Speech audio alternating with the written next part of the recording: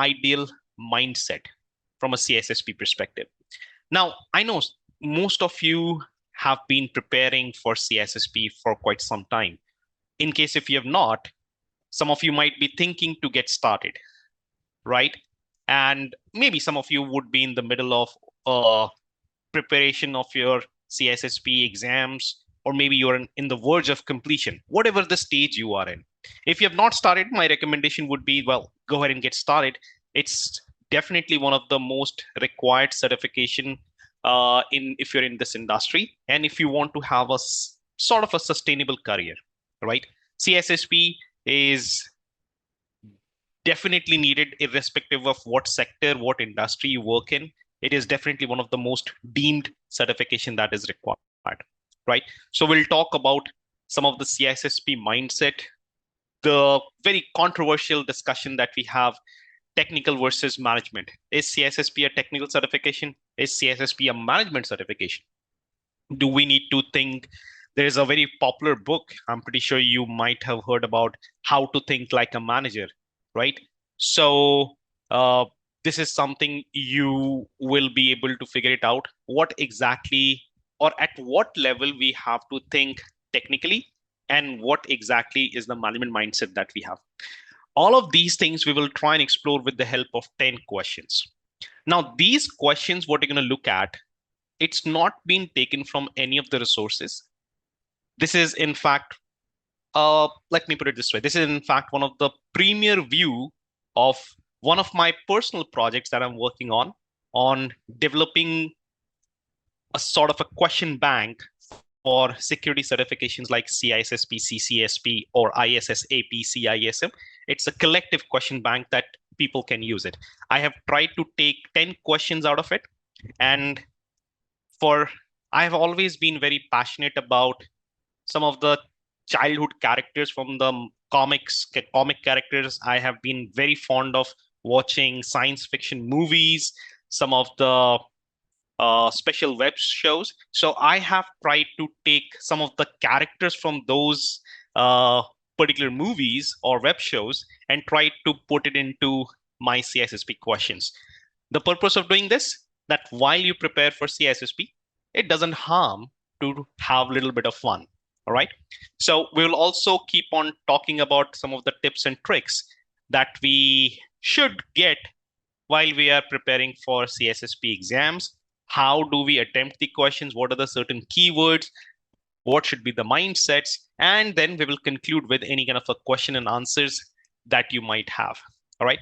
This particular session, although it has been emphasized more from a CISSP perspective, but in my opinion, this would be very much applicable for other security certifications like CCSP, Certified Cloud Security Professional, and maybe teeny tiny bit for CISM as well. Not completely, because ISACA tends to test people from a different mindset, but yeah, it could be relevant from that mindset perspective as well.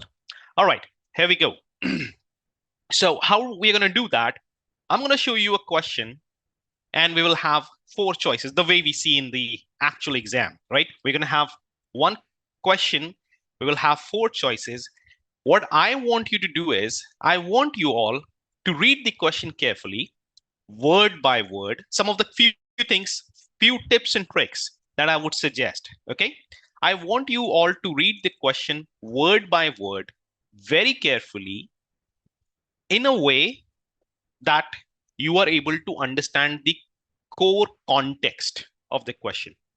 While you're reading the question, please make sure that you stick to the context. It's very important, right? Once you're done with the reading, read the options that has been given, option A, B, C, and D, or whatever it is, right? And then emphasize on rereading the question one more time. I want everyone to embrace this habit religiously. No matter if it is a simple question, one-line question, even if you were able to comprehend in the very first attempt, I would still recommend try and reread the question couple of times, at least couple of times. If required, you can go more, but bare minimum, you must read at least twice. All right. While you're reading the question, try to imagine, try to narrow it down with the possible answer, right? For those who have not started CISSP preparation yet, some of the topics you might see would be new. You might or might not be able to answer that, but that's perfectly fine. Here, no one is going to judge anyone, right? But I would still encourage everyone to participate. So when you read the question, while you're reading it in your mind, try to narrow it down with the closest possible thing that comes to your mind first, right? And don't look at the options immediately. Look at the question, read the question. In your mind, try to construct a particular concept that comes, the very first concept that comes to your mind. And when you read the options, whatever the option that you see, which is closest to the construct that you created, here is the very first clue that you were thinking in a right direction. All right. This is, I want all of you to prepare in a way that when you read the question, you probably don't need the options to figure out what would be the right answer. In your mind, I'm not trying to presume anything. I'm not trying to say that you need to have some sort of assumption. But when you read the context, from the given context, try to create a construct of the concept that you were able to narrow it down. Another important thing, do not assume. Assumption is really bad for your CISSP preparation, which means stick to the context. Whatever the given context that we have, we need to stick to that. Do not create a problem that is not given in the question. Please do not bring your own narratives. I always say this to everyone. Please do not create a problem that's not even mentioned there. Only try to stick to the context. Whatever the context that has been given to the question, just be around that and you will never make mistake. Another tip, the reason I'm giving these tips, because we're about to begin the 10th questions sort of a sprint. So I want all of you to do it really well, because these are the questions you have never seen anywhere. Even if you practiced all different given resources, these questions will be very fresh for all of you because you have never seen it, right? Because I've not published the book yet. It has not come out yet, right? So when you read the question, don't only try to find out what is the right answer. That's not the only objective. Of course, we want to find out the right answer or the best answer, as we say in CISSP. The objective is not only to find out that what is the right choice. The idea is also to find out why the other choices are wrong. It is very important that you should be able to convince yourself that the choice that you have made is correct, and also the choices you have left behind, they are incorrect. You should be able to convince yourself. Once you do this, trust me, you will, I won't say that you will never make mistake, but yes, the mistakes will be reduced significantly. That's very, very, very important. So let's see, what do we have in our first question? Read the question carefully, read the options, and reread the question. And bonus point, in case if you were able to guess the character and the associated movie or the TV show. So the question is, Sheldon is performing penetration test for one of the clients. While he was undermining the security of the systems, he found a way to gain more privileges and modify audit logs, modify log files. Sorry. What categories of stride threat model is being affected? All right. So the question starts with a scenario that Sheldon is performing a penetration test for one of the clients while he was undermining the security of the systems, he found a way to gain more privileges and modify log files. What STRIDE category? Now, STRIDE is one of the methodology that we use for threat models. STRIDE stands for spoofing,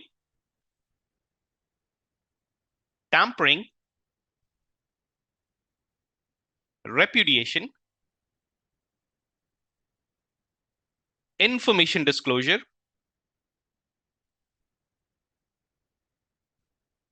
denial of service, and escalation of privilege, right? These are the 6 elements of STRIDE that we have. Now, let's try to find out some of the clues here. Now, see, there are many ways you can solve the questions, right? But the best technique is elimination technique. The best method you can actually achieve more success is elimination technique. Right now, we have 4 choices. So we have 25% of getting our options right. Okay. Now, what exactly is the very first clue that we have? The very first clue is more privileges. He found a way to gain more privileges.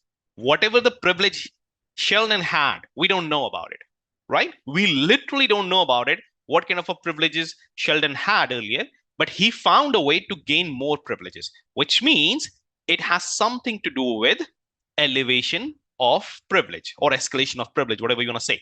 So you can easily eliminate the choices that doesn't have elevation of privileges. You can go ahead and get rid of option A and D. See, from 25%, we immediately move to 50% of our success rate. Now we only have 2 choices. Out of these 2 choices, there will be only one right choice, right? Now the second choice that we have is modify. The second clue, the second word that's going to lead us to the right answer is modify. Modify is associated with tampering, right? So when you modify something, tampering is associated with unauthorized modification. So Sheldon is a penetration tester. Now he is also modifying the modifying the log files, right? Now, when you modify something, which means it has been tampered. Now you have tampering in both the choices, right? So elevation of privilege is also there, tampering is also there. Not enough clue that will lead us to the right choice. Let's see. Then the third clue here is your log files. Now, what is the purpose of log files? Log files are used for establishing accountability, right? Accountability is tracing the actions back to the subject. In a general way, accountability simply means who did what, right? In simple terms, who did what, right? Now, if someone is able to modify the log files, that means we won't be able to establish accountability. And if we won't be able to establish accountability, what will happen? People are gonna deny whatever they have done because we cannot prove someone has done something. And that is going to lead us to repudiation. And that is why our right answer should be here, option C.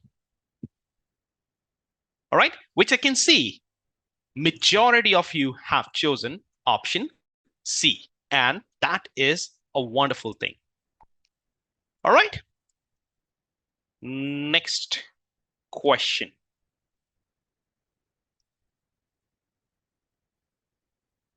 Read the question, read the options, reread the question.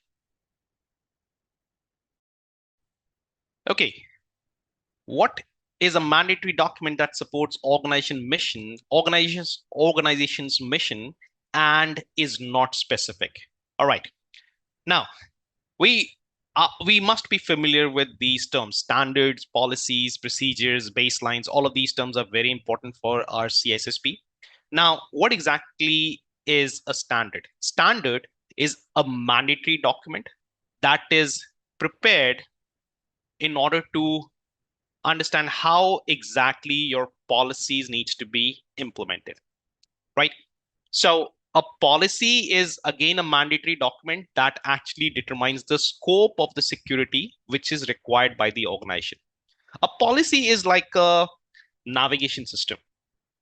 A policy is something that is important for every organization that should tell you what needs to be done.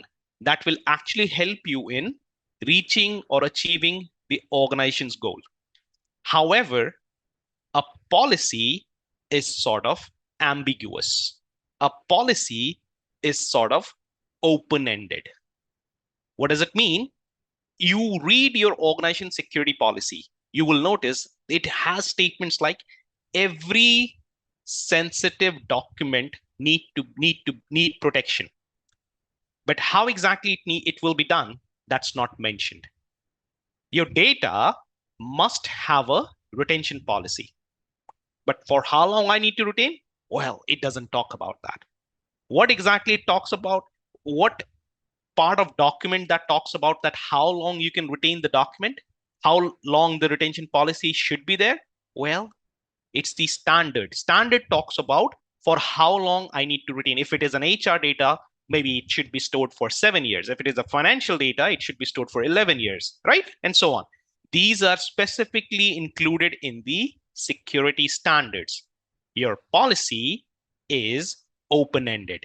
It is not specific. However, that definitely supports the organization missions.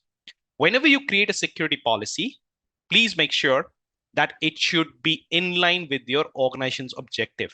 It should marry your organization's business objective. It should not be deviating from that, right? What exactly are your procedures? Procedures are your step-by-step document, standard operating procedures that you have that actually tells you how to do a specific work. If you want to make changes in the application, well, how do you go ahead and do that? You want to make a change in the firewall rule? How do you do that? So that's your procedures.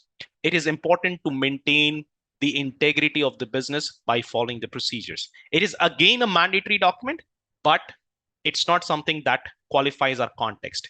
Baselines are the bare minimum security requirements that need to be established in an organization, right? It's a sort of a benchmark that you establish for securing your organization assets. So the only thing that doesn't matches the that is going to meet the criteria, a particular document that supports the organization mission and it is not specific, is your policy. So which is correct? Majority of you have chosen security policy, and that is the right answer, right? You can see the explanation here. Policies are the mandatory document that steer as per the organization missions or goal. Policies are slightly open-ended. For example, policy will tell you to have a retention policy, but they won't tell you for how long we need to retain the data. That duration is given or specifically mentioned in the security standards. All right. Okay. Let's see, what do we have next? All right. Well, this seems to be easy and straightforward question, supposedly, if you read it carefully.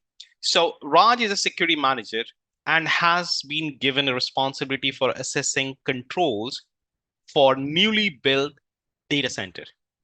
One of the tasks, he is working to implement stringent access control for people who would be accessing the facility. What should be the best security control he can choose out of the following choices? All right. So we have to find out something which is best in nature. All right.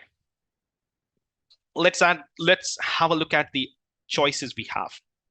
Option A, retina scans. Retina scans are a type of biometric authentication. A biometric authentication is a type 3 authentication, right? Retina scans are the most accurate form of biometric scans that we have. Why? Because it scans behind the blood vessels of the retina. That is the reason it is very accurate. It doesn't gives you the errors that we have, type 1 and type 2, false acceptance rate and false rejection rate. It's not there, right? It's highly accurate. However, it's a biometric. Biometric is slightly expensive. Moreover, considering if you have a retina scan data, the items that you're capturing, you also have to manage or maintain the security of the PHI data. Because when you scan someone's blood vessels, it also reveals health related conditions. Someone has any someone has a hypertension, someone is pregnant, someone has any organ issues, specifically if someone has any kidney disorder, all these things will be revealed with those scans, right? If you wear glasses and if you go to ophthalmologist and take a pressure check, right? So they will tell you these things. So it's an overhead for an organization to maintain the PHI data. So, well, it's a very wonderful choice from a security perspective, but slightly overhead and slightly more expensive. Let's have a look at the other choice. Smart card along with the ID badges. Smart card is a type 2 authentication. Okay, along with ID badges. ID badges is again type 2 authentication. Okay, two different types of type 2 authentication. Can we consider it as a multi-factor authentication or a two-factor authentication? No, right? It's still one factor. It's still we are using a same type 2 authentication, right? We are just using two different types of type 2. So again, an additional control, but with not a very viable feature, right? So I don't think it's a very feasible choice to have option 2 as one of the best security controls. Option A, I can still keep it as a placeholder, but option B, I don't think so. Option C. Option C is smart card, which is type 2, along with the secret pin, which is type 1. These are the two-factor authentication that we are leveraging here. A type 2 authentication and a type 1 authentication. Remember, this is a very important CISSP mindset. If cost is not a very big concern, right? Or in general, forget about the cost thing, okay? For a moment, forget about the cost thing. Whenever you try to choose a security control and you have a keyword such as best, try and find out what option offers you defense in depth, layered security. Because you do not want to rely on just one security control. You must have multiple security controls protecting your asset. It's a very core concept of CISSP. And option C seems to be a better choice, right? But let's have a look at the option D as well. Fingerprint and palm scan. Again, this is type 3. And again, this is type 3. Two different type 3 authentication. It's going to be very expensive with, again, fingerprint, not very accurate. Palm scan, even low accuracy than fingerprints that we have, right? So I won't say this is a wonderful choice. So in the given scenario, in my opinion, if you see, option C not only fits the best criteria, but it also offers the defense in depth. So option C would be a better choice. I don't think I would want you to guess the character from this question because it's collectively, I think every other Indian movie actor has the name Raj in their characters, or maybe any other kind of a web show. So probably we can skip on that. Okay. Next question that we have. Okay. Leonard works at the research facility of Caltech University and is responsible for updating patches in the servers used for running simulation of atomic particles. All right. One of the common issues that university is facing about introduction of malware in the IT systems. Okay. which technique would not help the university to mitigate the problem? Okay, so we have to find out one particular thing that is not going to help the university. All right, so the choice that's not at all useful. All right, let's find it out. So the first one is standard operating procedure. Standard operating procedure. Remember, we just discussed about in a couple of questions ago, we discussed about the documentation. Procedures, very important.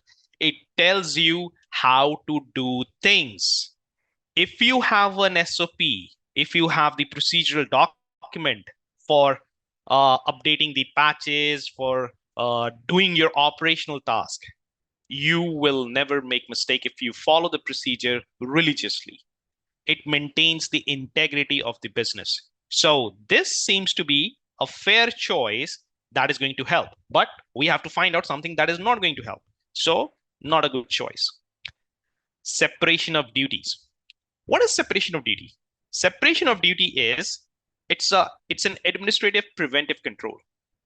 It's a control that allows any critical task to be completed that involves more than one individual, that involves two or more than two individuals in a particular process. That's what we call it as a separation of duty.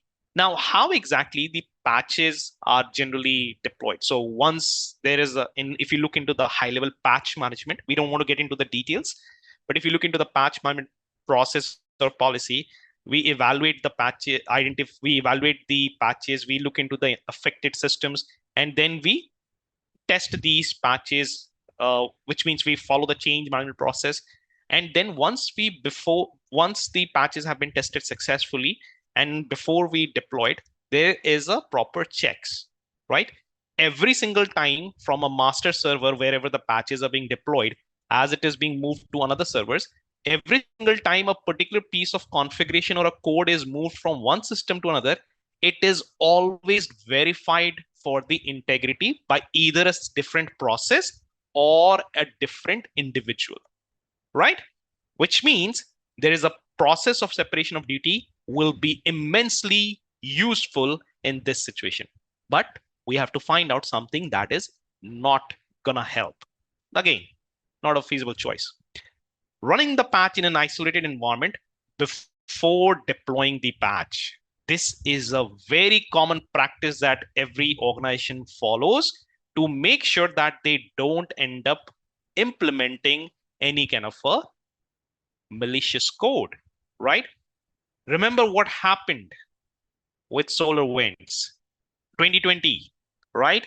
I'm sure those memories have not been overcome, right? It was one of the most infamous breaches of the decades that happened. That's what it led to, right? A lot of organizations suffered a backdoor uh, getting opened because they ended up deploying the malicious patch.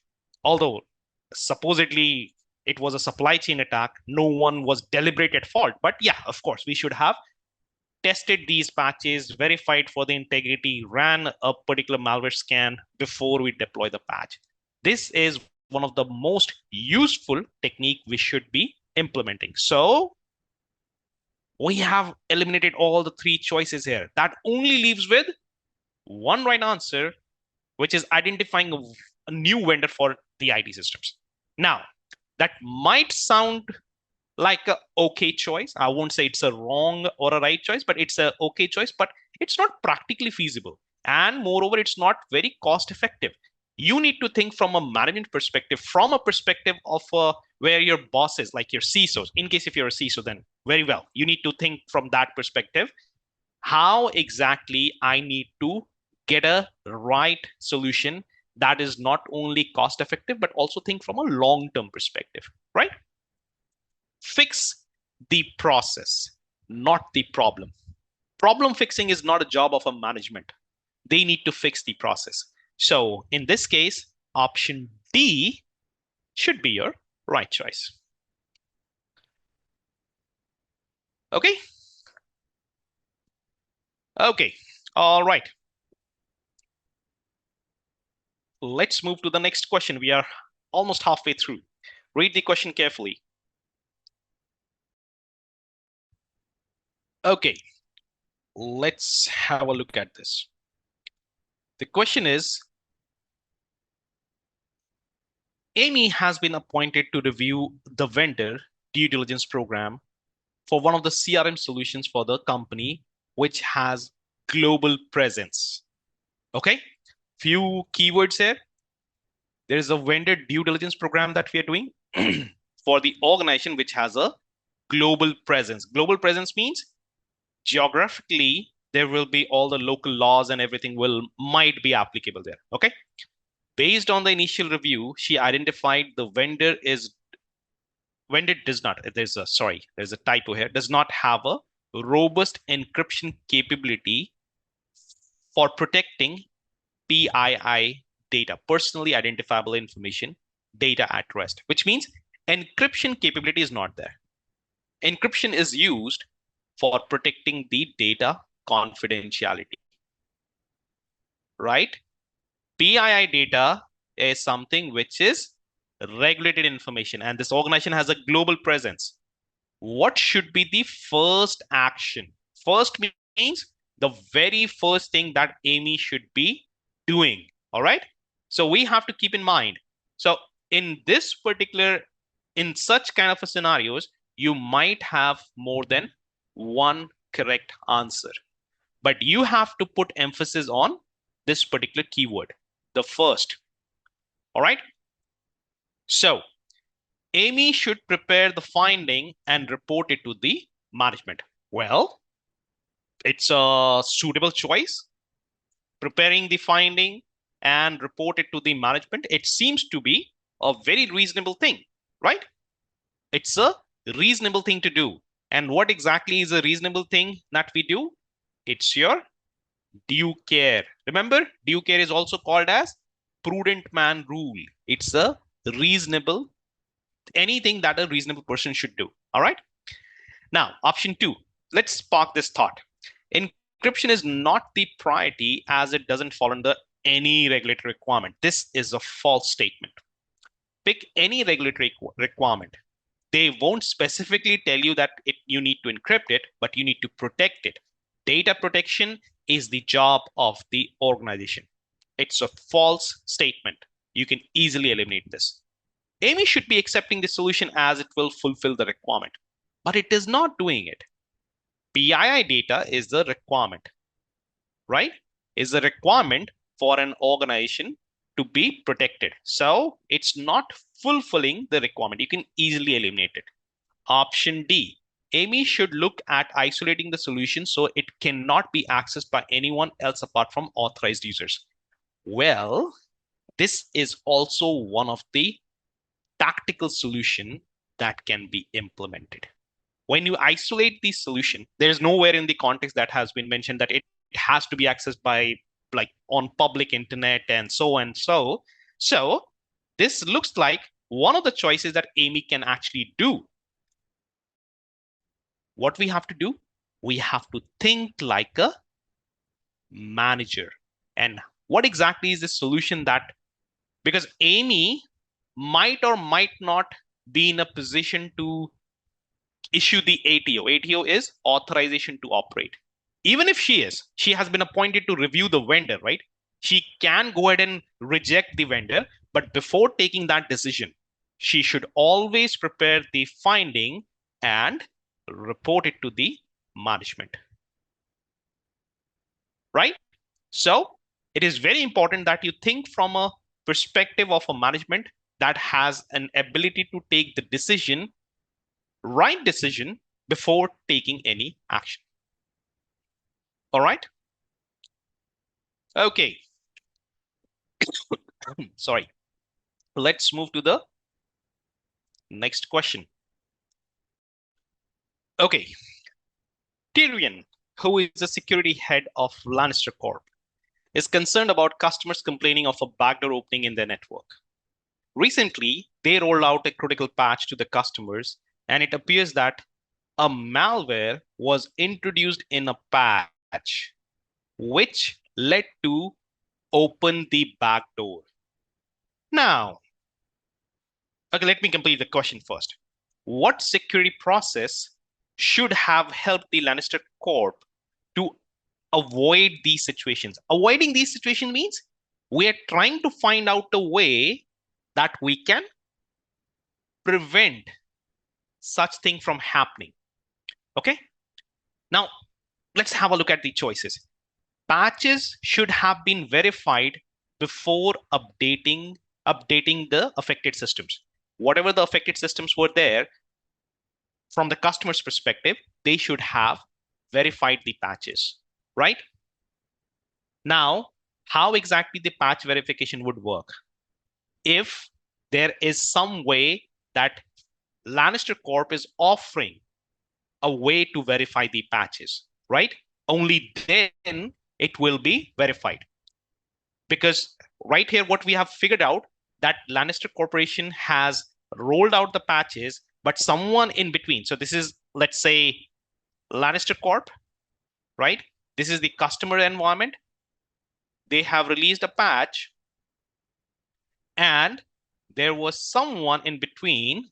They managed to introduce a malware, right? Now, customers have no clue what exactly they're expecting. They're going to trust this. They updated it, right? Even if they would have verified, right?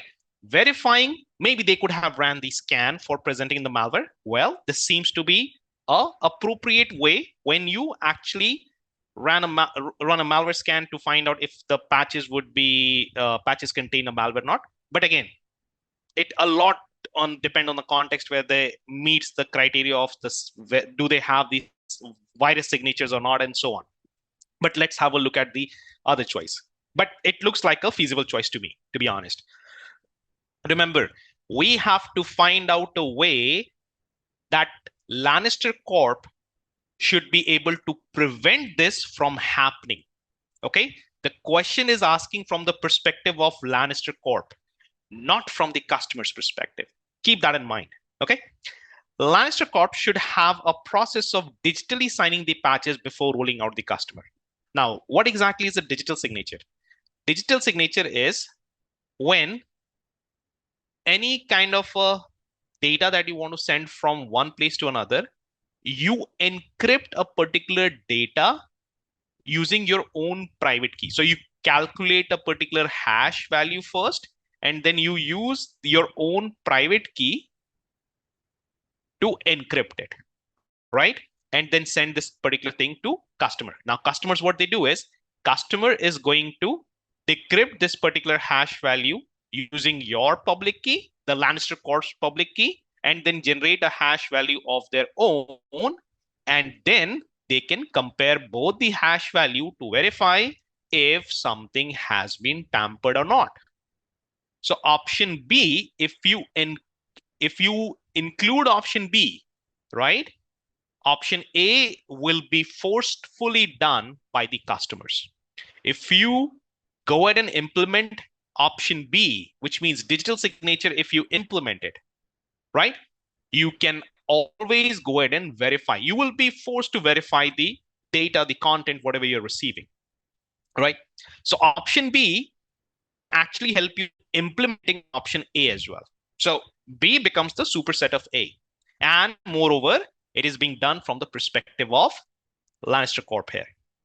Customers should have blocked on any automatic patches coming to their network. Well, again, it can be done, it cannot be done, but it is a loss of a customer if they do it, because there are certain critical patches that need to be delivered immediately. I don't think it's a practical solution. Isolate the affected system from the primary network. Well, option D is something what customers can do if once they experience the backdoor, right? Once they experience the backdoor, they can simply try and cut off those systems, affected systems and network from the primary network to make sure that it doesn't get hampered more and more, right? It's a way of handling the incidents, right? Trying to contain the damage. This is the damage containment that we do.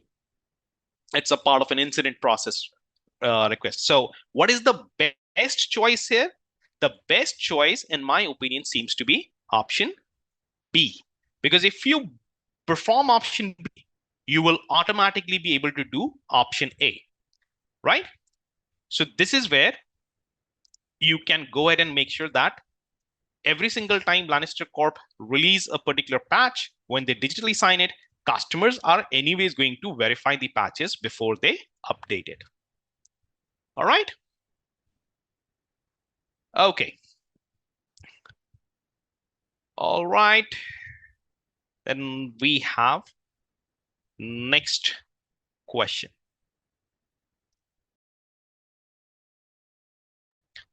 Okay. What is not one of the reasons an organization would need a data retention policy? So why someone does not need a data retention policy? Or you can think about why data retention policy is not going to be of any help to an organization. First of all, let's understand what is a data retention policy. Data retention policy is, it is going to tell you you need to keep a data for a certain duration. You cannot keep a data for infinite time, for indefinite time period. You must go ahead and get rid of the data. You must go ahead and purge or delete or sanitize the data whenever the time is right. Okay. So why an organization is not going to have, or what is not one of the reasons an organization should have data retention? First of all, let's understand what is the driving factor for data retention policies. There are two primary reasons. Number one, it actually saves cost. How data retention policy saves cost?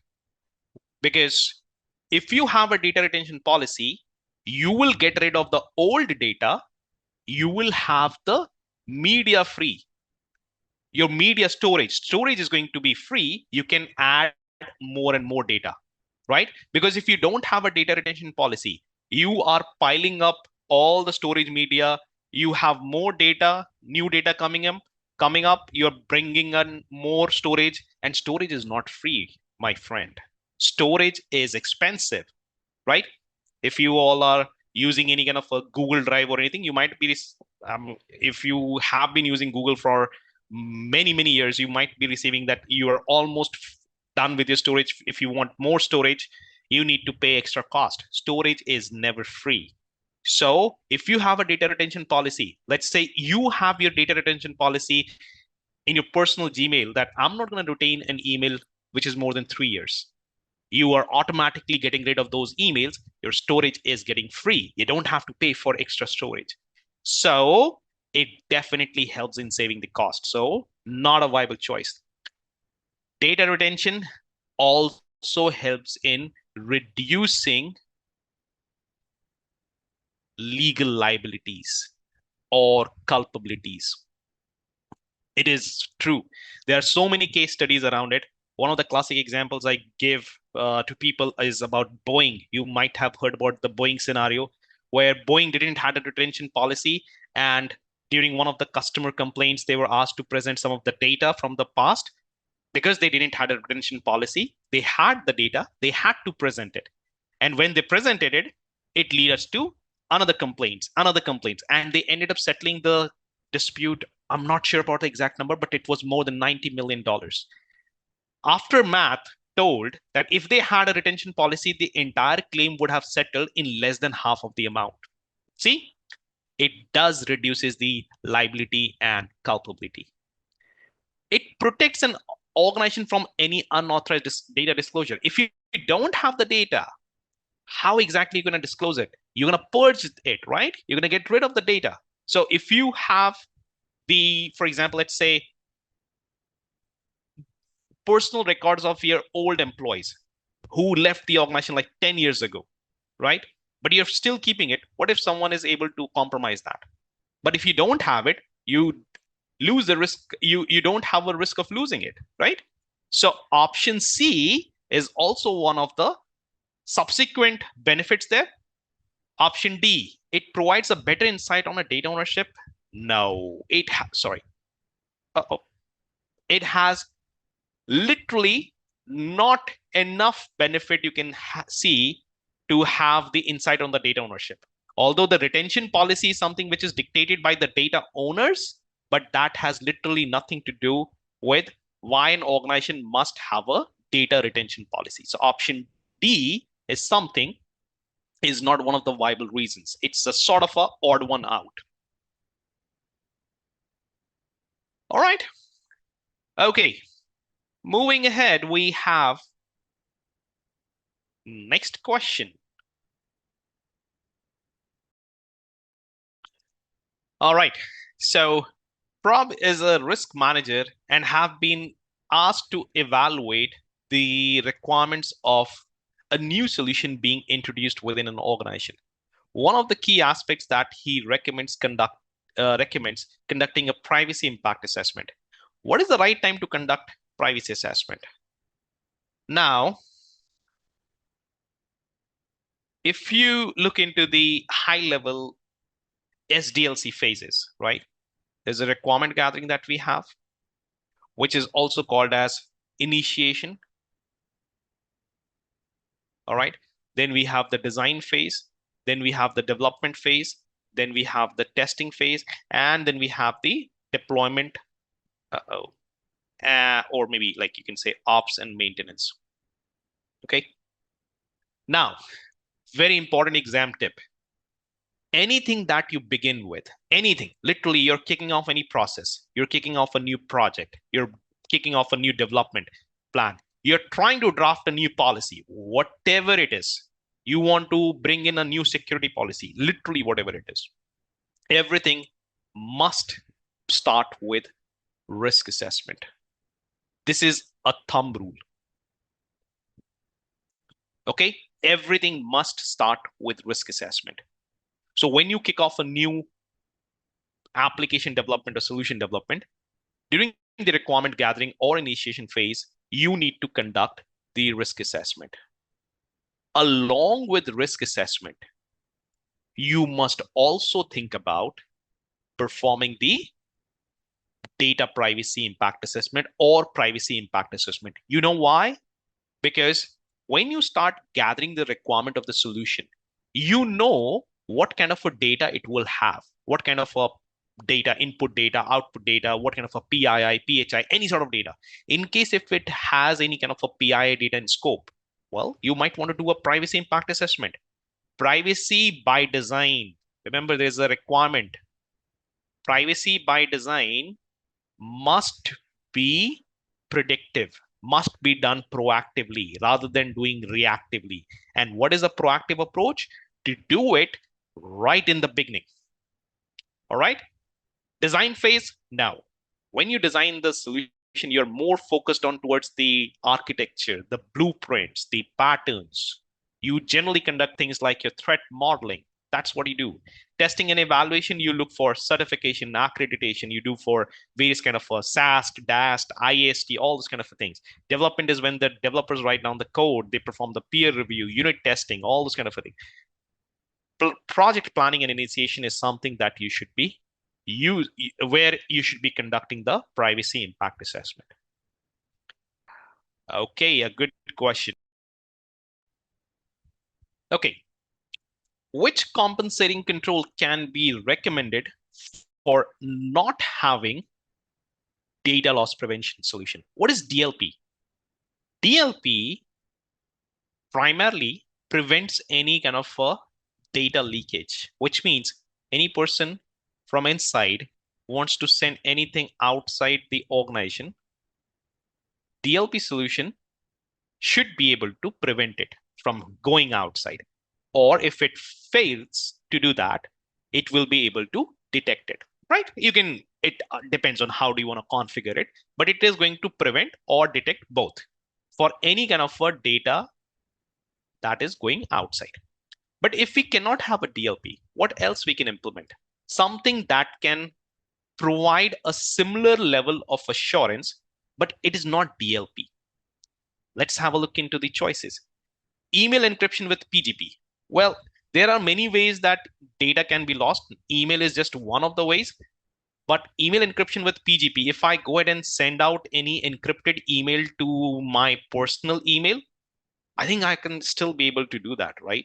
I'll be able to until unless we have, let's say, there is an S-MIME protection that forces you to, nowadays you have so many plugins that you run on your email servers that is going to make sure that if someone is being, any email is being sent outside, you can only generate the actual content by generating a certain code or certain OTP sort of a thing.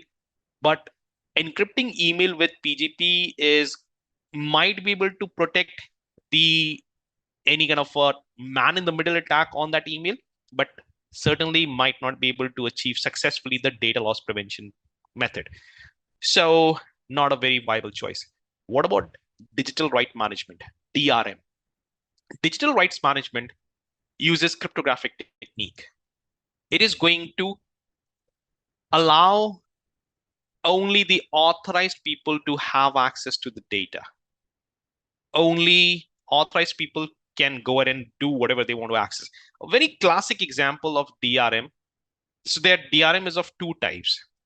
Commercial DRM that is generally available to your OTT platforms, Netflix, Amazon Prime, or any other kind of a, you even have it on your, if you're using Apple devices, you have it on your iTunes as well. The reason why you cannot listen to the songs from iTunes, because it has a DRM protection. You need to pay for the money, right? Well, pay for that particular song, $5, $10, whatever it is. The moment you pay for it, your device gets a decryption key because the songs are encrypted. The media is encrypted. You cannot process encrypted data. So same goes with Netflix or something. In case if you want to take a snapshot while you're watching something, and if it has a DRM protection, you know what will happen? The screen will be completely blank. There is a commercial DRM, which is also called as IRM, information management. It runs on your, most of your Outlook has the default capability of your IRM. If you want to send any email that has an IRM protection to someone, that particular fellow recipient only have two choices. That person can either read the mail or delete the mail. They cannot forward that mail. They cannot save that email. They cannot take a printout. They cannot even share their screen and show it to someone else. It's not possible. What exactly it looks like? It, to me, it looks like it's a capability that can provide an assurance as DLP. Let's park this thought. Training and awareness program. Again, I know some of the folks have chosen a very well thought choice that you've made, but it cannot be made as effective as DRM. If you tell people that you're not supposed to do things, it's very effective way of controlling the data loss. If you have a program, if you tell people that these are the do's and don'ts, it is successful to some extent, but not for the determined insider threat. An insider threat is still one of the largest threats that the organizations are dealing with. So very close, but not very effective. Okay. Option D, classifying the data with the highest classification. Well, I don't think it's going to help in any way. So option B is something which is the most suitable and the closest compensating control that you can have in the absence of your data loss prevention. Okay. Wonderful. Let's have a look at the final question. It's a small one, should not take a lot of time, but make sure that you read it carefully. By the time we reached 10th question, most of we forgot the rule that we had. You need to read the question. You need to read the options. You need to reread the question. All right. Anyways, let's have a look. What is the primary purpose of the certificates in PKI? Now, what is PKI? PKI is here public key infrastructure, right? It's a technique, it's an establishment that we do to make sure that any two parties who didn't know each other, now they want to talk, how they have never trusted each other, they have never seen each other or talked to each other. Well, PKI can actually help them in talking to each other. Let's say Alice and Bob, they don't know each other. Well, with the help of PKI, they can go ahead and start communicating. It's a way of establishing the trust. The question, if the question would have asked, what exactly is the primary purpose? See, if you look at the options, identification, authentication, encryption, establishing trust, they all are the objectives of PKI. All of them. All of them are the objectives of PKI. Primary purpose of PKI? I agree. It's establishing trust. But the question didn't ask the primary purpose of PKI. It asked you, what is the primary purpose of certificates in PKI? That's the reason I suggested. Read the question carefully. What is the primary purpose of certificates? What's the purpose of certificates? Forget about primary, secondary. What's the purpose of certificates? Certificates are used to verify someone's identity. If I connect on LinkedIn hands over their certificates to my browser. What my browser is doing browser is verifying if I'm if I'm connecting to the right LinkedIn or not. What exactly it is doing it is verifying the identity of LinkedIn. And what is the term for verifying someone's identity? It is called as authentication. Authentication is something that we do with the help of certificates. All right. So this is the reason why I always suggest take your own sweet time, not too much time, but take your own sweet time to read the question carefully and answer the questions properly. And this is how we completed our session. All right.